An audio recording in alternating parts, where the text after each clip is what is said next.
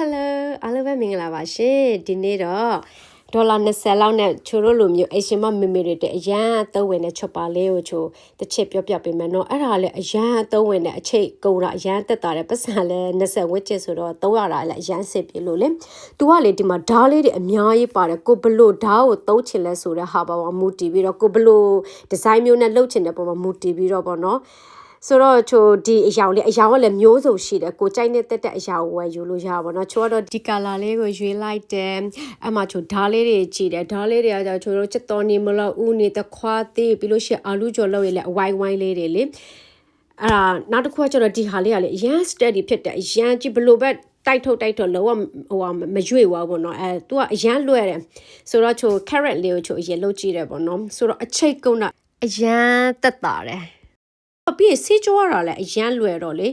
အခလေးတွေလှုပ်ခိုင်းရင်လည်းသူတို့ကအရန်လှုပ်ချင်တာဒါဆိုရင်လေအရန်မြန်တယ်ပဲဆိုတော့ထက်ချလိုက်တာနဲ့ဂရုဆိုတာကခဏလေးပဲချိုးအခုဒီဟာလေးဆို sandwich လုပ်စားမလို့လေ sandwich လုပ်မယ်ဆိုတော့အဲ့ဒါ carrot လေးတွေလှုပ်တယ်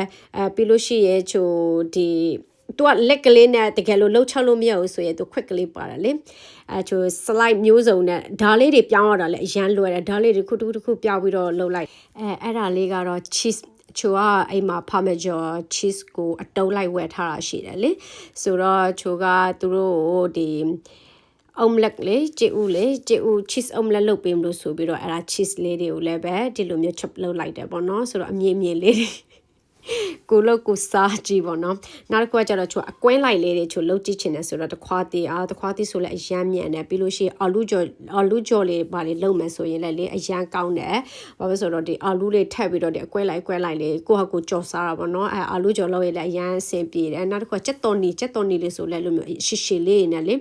အဲ့လိုမျိုးလှုပ်တာလည်းအရန်အဆင်ပြေတယ်ပြီးဆေးရတာလည်းတကယ်အရန်လွယ်လို့အဲ့ကြသုံးရတာလည်းအရန်အဆင်ပြေတယ်